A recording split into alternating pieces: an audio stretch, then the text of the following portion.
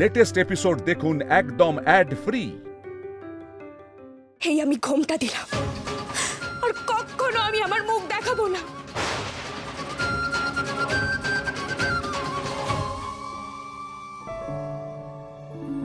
গৌরী,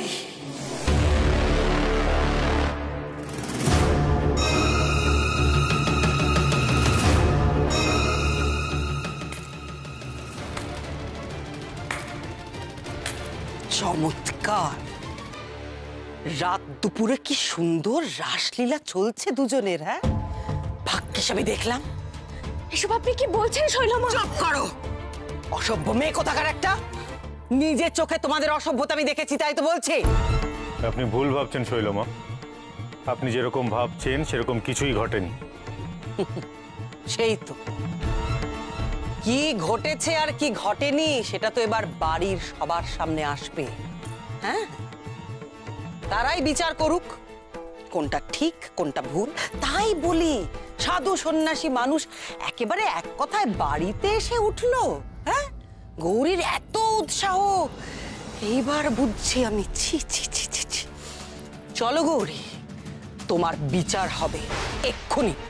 চলো না শৈলমা, আপনি চলো এখান থেকে। আপনি ভুল ভাবছেন। শুনুন, চুপ করে চলো।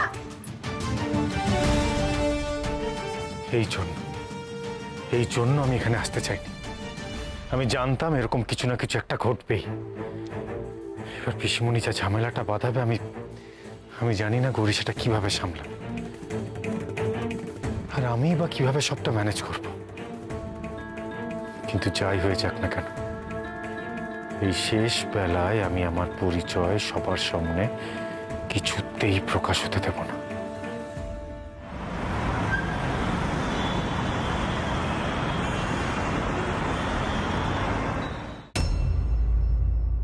এসো এসো, চুপ করে দাঁড়াও এখানে। কোথায় গেলে বাড়ির সবাই? হ্যাঁ, এসো শিগগির এসো, দেখো নিজেদের চোখে কি ঘটেছে। তোমাদের গুণধারী, তোমাদের সতী সাবিত্রী, আদরের গৌরী কি করে বেড়াচ্ছে একবার দেখে যাও। তোমরা ভাবতেও পারবে না। কি হয়েছে কি? রাত দুপুরে এত চেঁচামেচি কিসের? সাধে কি আর করছি, তোমরা যদি জানতে পারো না তোমরা শিউরে উঠবে। কি হয়েছেটা কি? এত ভনিতা না করে আসল কথাটা বলো না। শৈলমা, শৈলমা আমার কথাটা শুনুন, আপনি কিন্তু মস্ত বড় ভুল করছেন। কি বললে তুমি? ভুল? নিজের চোখে যা দেখেছি, নিজের চোখকে বিশ্বাস না করে আমি তোমার কথায় বিশ্বাস করব? তোমরা শোনো সবাই, তোমাদের প্রাণের গৌরী এই মেয়ে চরিত্রহীন।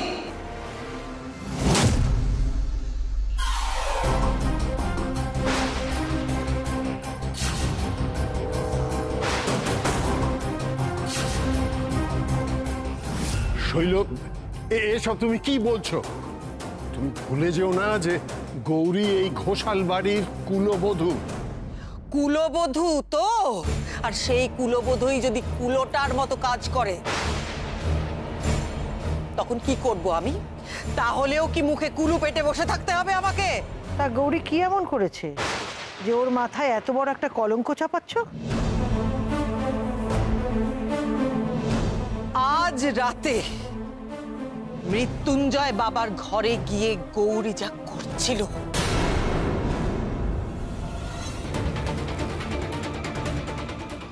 ভাবতেই আমার ঘেন্না করছে। আমার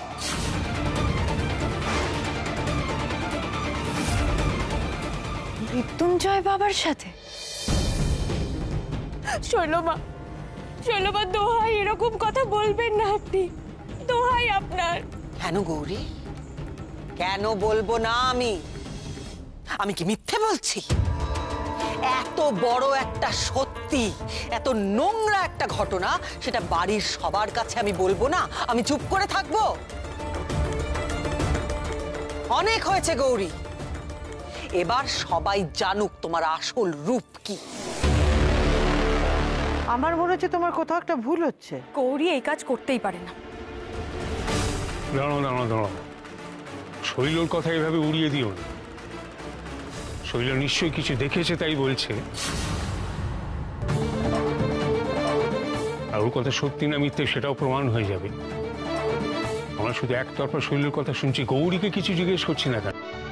কি গৌরী, তুমি কি আজ রাতে ওই মৃত্যুঞ্জয় বাবার ঘরে গেছিলে, মানে গেস্ট রুমে?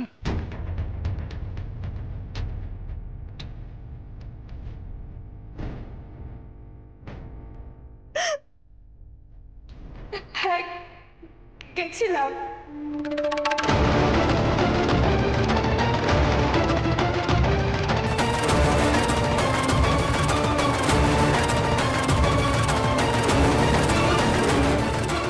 তোর এত রাতে ওনার ঘরে যাবার কি দরকার ছিল? কি জন্য গেছিলি ওখানে? শুধু আজকে তো নয়, ও তো রোজই যায় মৃত্যুঞ্জয় বাবার ঘরে।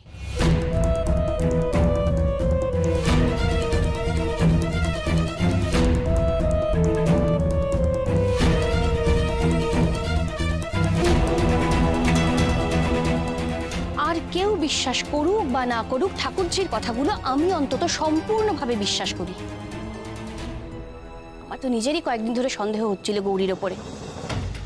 আচ্ছা, তোমরা সবাই বলো তো, গৌরীর যে সন্তান হবে সেই খবরটা মৃত্যুঞ্জয় বাবার কাছে কি করে গেল?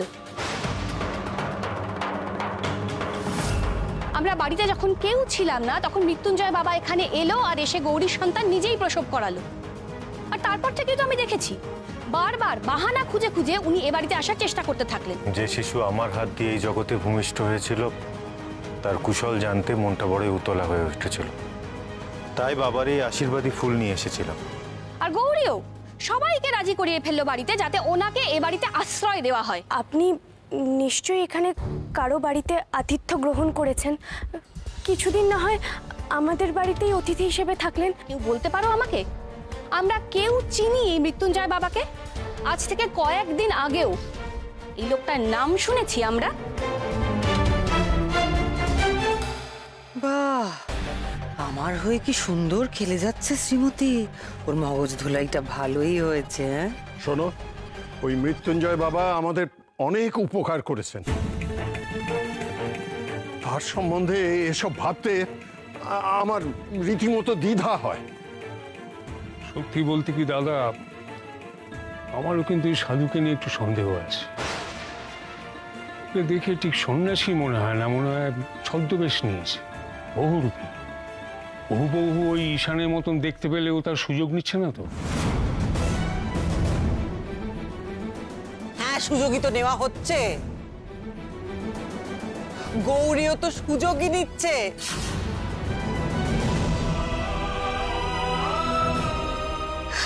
আমাদের ঈশানকে আমরা হারিয়েছি, আর তার বিধবা স্ত্রী পর পুরুষের সঙ্গে। চিন্তা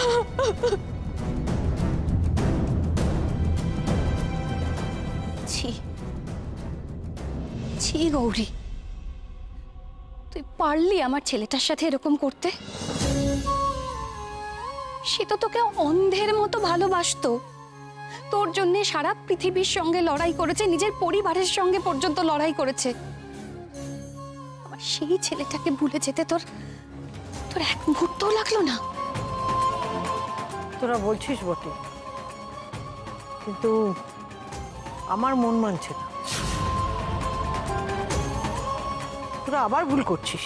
গৌরী এমন কোনো কাজ করতে পারে যাতে এই পরিবার এবং আমার ভাইয়ের বদনাম হয়, সেটা অন্তত আমি বিশ্বাস করতে পারি না। এইসব কথা ভাবতেও গৌরীর রুচিতে বাঁধবে, এটা আমার দৃঢ় বিশ্বাস। একটা কথা আমাকে বলো তো তোমরা,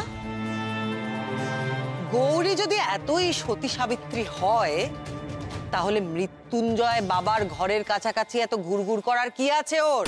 হ্যাঁ, এই বাড়িতে তো এতগুলো লোক আছে, আর কেউ নেই বুঝি যে মৃত্যুঞ্জয় বাবার সেবা করতে পারে? শৈলমা, বাবার সেবা করা মানেই যে তার সাথে অবৈধ কিছু করেছে তা কিন্তু প্রমাণ হয় না। সেই গৌরী যে কিরকম সেবা করে সে তো আমি নিজের চোখে দেখেছি। দেখো, আমরা কিন্তু সবকিছুই একতরফা শুনছি, তাতে করে ঘটনার মধ্যে অনেক ফাঁক থাকতে পারে। না না, যাকে নিয়ে এই আলোচনা সেই মৃত্যুঞ্জয় বাবাকেই তাহলে একবার ডাকা হোক এখানে, তাহলেই তো সব সত্যিটা জানা যাবে। আমি এক্ষুনি গিয়ে ডেকে আনছি ওনাকে।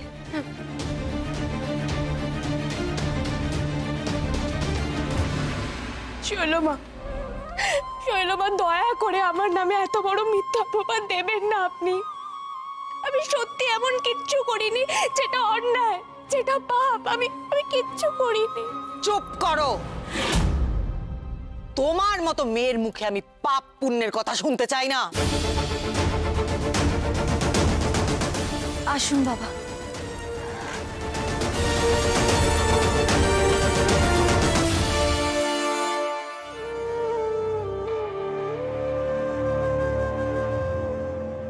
মৃত্যুঞ্জয় বাবা, এসব কি শুনছি?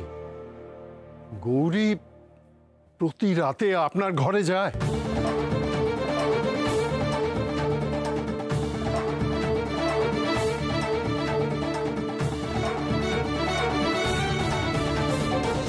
কি হলো মৃত্যুঞ্জয় বাবা? চুপ করে গেলেন যে? মুখে আর কোনো কথা আসছে না, তাই তো? স্বাভাবিক, কি করেই বা আসবে? আমরা তো কেউ শিশু নই যে কিছু বুঝতে পারছি না। আসলে সত্যিটা হলো গৌরী একটা দুশ্চরিত্র মেয়ে।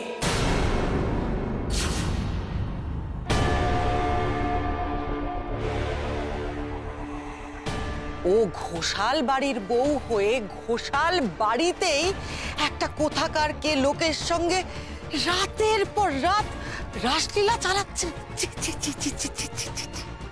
আমার ভাবলেই ঘেন্না করছে, ঘেন্না করছে।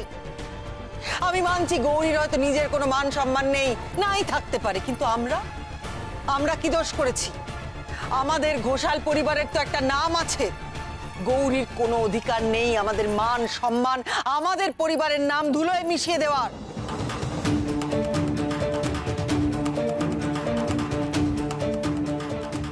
কি হলো বাবা, উত্তর দিন। গৌরী কি আজ রাতেও আপনার ঘরে গেছিল?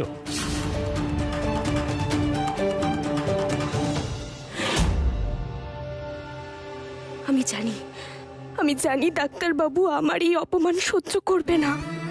আজ তুমি সবার সামনে সত্যিটা বলে দাও গো। আমাকে সবার সামনে এভাবে অপমানিত হতে দিও না তুমি। হ্যাঁ, গৌরী এসেছিল আমার ঘরে।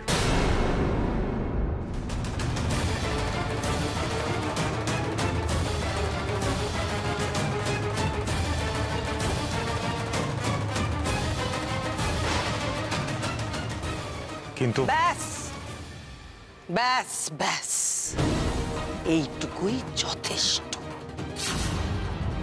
প্রমাণ হয়ে গেল তো যে আমার কথাটাই ঠিক।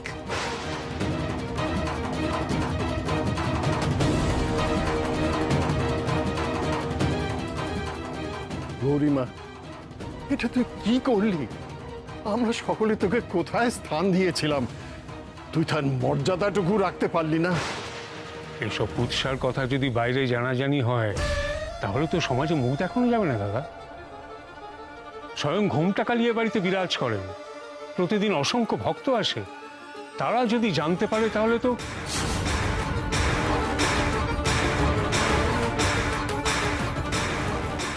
তোমরা আমাকে যে যা ভাবছো সেটাই সত্যি।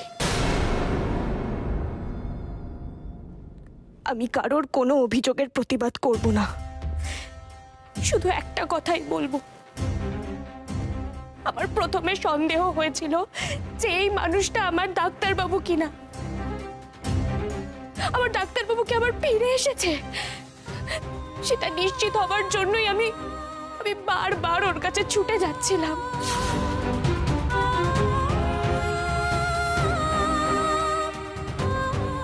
কিন্তু মা, তুমি একদম ঠিক কথা বলেছ। এই মানুষটা যদি আমার ডাক্তারবাবু হতো তাহলে চুপ করে দাঁড়িয়ে দাঁড়িয়ে আমার এই অপমান কখনো সহ্য করতো না।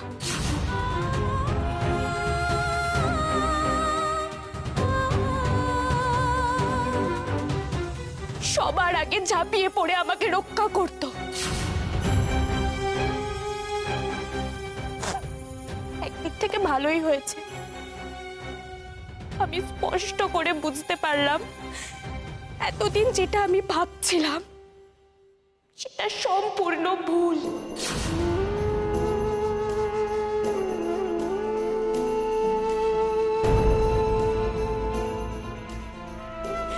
এই মানুষটা কখনোই আমার ডাক্তারবাবু হতে পারে না। ডাক্তারবাবু হওয়ার মতো কোনো যোগ্যতাই নেই।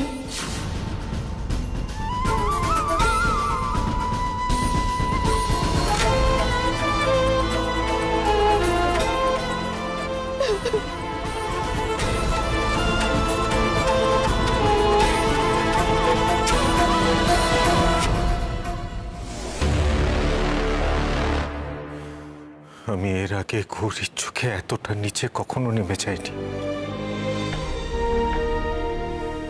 কিন্তু আজ মনে হচ্ছে যে আমি গৌরীর চোখেও ছোট হয়ে গেলাম।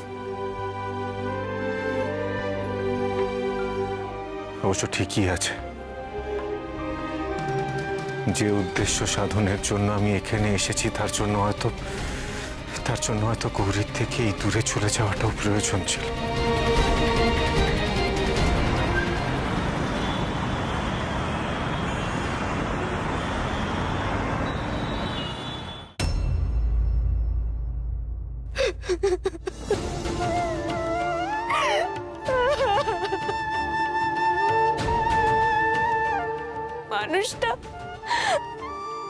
মানুষটা এতটা বদলে গেল। সবাই মিলে আমাকে কত অপমান করলো, কত লাঞ্ছনা করলো, শুধু চুপচাপ দাঁড়িয়ে দাঁড়িয়ে দেখে গেল। একটা কথা পর্যন্ত বলল না। সত্যি কথাটা একবারও মুখ ফুটে বলল না যে আমি কোনো অন্যায় করিনি, আমি আমার স্বামীর কাছে গেছিলাম।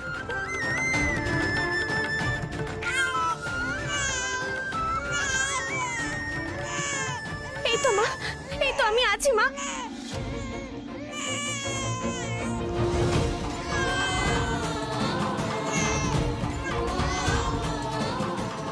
তুই একরত্তি মেয়ে হয়েও তোর মায়ের কষ্টটা বুঝতে পারছিস, কিন্তু তোর বাবা কেন বুঝছে না রে?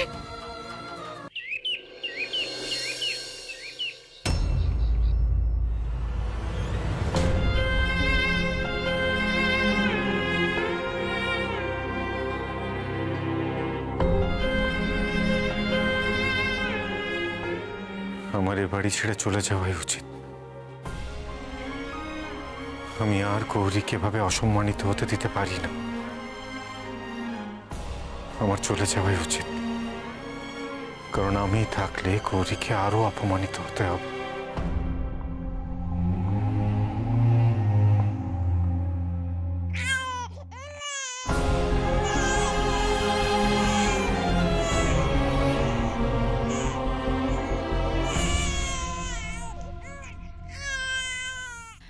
আপনি যাবেন না মৃত্যুঞ্জয় বাবা? আমি জানি কাল যা হয়েছে সেটা ঠিক হয়নি, একেবারেই ঠিক হয়নি। দেখুন, আমরা গৌরীকে চিনি, ও কোনো অন্যায় কাজ করতে পারে না। ওর ওপর আমাদের সম্পূর্ণ ভরসা আছে। আমাদের মনে হয় না গৌরী এমন কোনো কাজ করবে যাতে ওর নিজের মর্যাদা লঙ্ঘন হবে। হ্যাঁ, গৌরীর আত্মসম্মান জ্ঞান প্রখর, ও এভাবে লুকিয়ে কোনো কাজ করতেই পারে না। তারপরেও কালকে আমাকে জড়িয়ে যে কথাগুলো উঠেছে, তারপর আমার মতন একজন যোগী পুরুষের এ বাড়িতে থাকা উচিত নয়।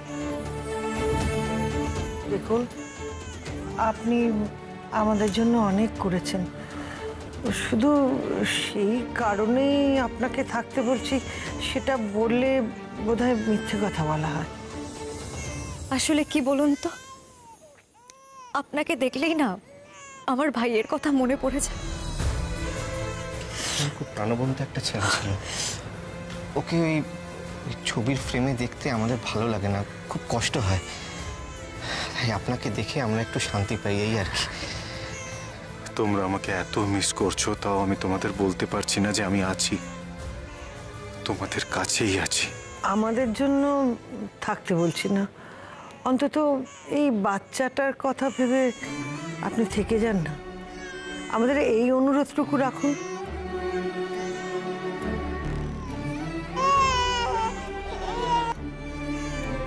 কিছুতেই কান্না থামানো যাচ্ছে না।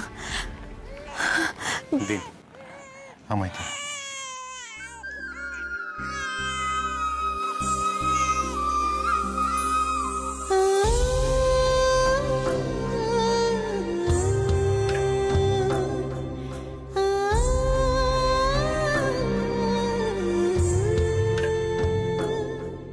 মারে, আমায় কেন আটকাচ্ছিস বারবার? তুই বুঝতে পারছিস না এতে তোর মাই কষ্ট পাচ্ছে?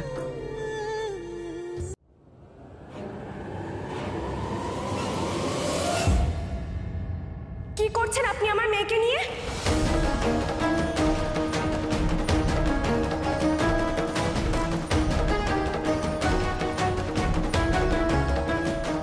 দিন আমাকে।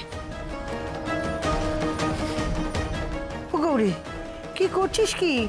মৃত্যুঞ্জয় বাবা কোল থেকে তোর মেয়েকে ছিনিয়ে নিলি কেন? ও গৌরী, আমরা অনেক চেষ্টা করে ওর কান্না থামাতে পারছিলাম না, কিন্তু যে উনি কোলে নিলেন ও চুপ করে গেল। চুপ কর, চুপ কর, একদম কাঁদবি না, চুপ কর। তুই কেন গেছিস ওনার কোলে? কে হন উনি? উনি আমাদের পরিবারের কেউ নন। তোর সঙ্গে ওনার কোনো রক্তের সম্পর্ক নেই, বুঝেছিস? আর আর উনি কি তোর বাবা নাকি যে সব সময় ওনার কোলে যাবি? একদম যাবি না, কখনো না। তুমি আমার উপর রাগ করে ওকে আমার থেকে দূরে করে দিচ্ছ। তাতে আপনার কেন এত অসুবিধা হচ্ছে? ও আপনার কেউ নয়, এই কথাটা মনে রাখবেন। গৌরী,